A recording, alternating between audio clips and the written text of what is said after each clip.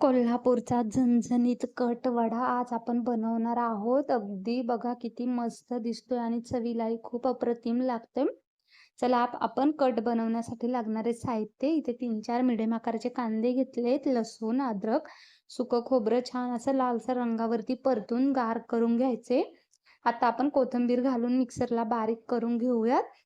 मस्त असं बारीक झालंय. आता आपण तेल सुटेपर्यंत तेलामध्ये परतून घ्यायचे. लाल तिखट, कांदा, लसूण मसाला, हळद, धना पावडर छान मस्त परतून घ्यायचे तेल सुटेपर्यंत. आपण आता इथे मटकी टाकणार आहोत शिजवलेली. ऑप्शनला आहे, तुम्ही नाही घातली तरी चालेल.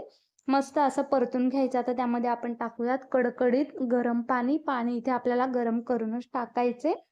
आता चवीनुसार मीठ टाकूयात आणि छान 4-5 मिनिट आपण इथे उकळी येऊ देऊयात. इथे बघा आपला कट असा मस्त बनवून तयार आहे.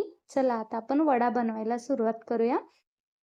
इथे आपण कोथिंबीर, हिरवी मिरची, लसूण, अद्रक छान असं आपण मिक्सरला बारीक करून घेतले.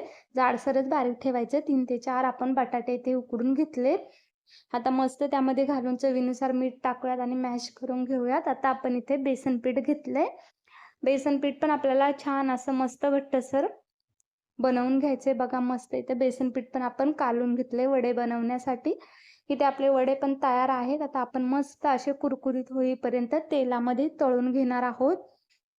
तेल पण मस्त कडकडीत गरम झालंय. आपले वडे पण इथे छान मस्त तळले गेलेत. बघा किती छान दिसतात. मस्त असे इथे आपला कोल्हापुरी स्पेशल कट वडा बनवून तयार आहे. फुल व्हिडिओ आपला अंकितास रेसिपी यूट्यूब चॅनलला अपलोड केलाय. धन्यवाद.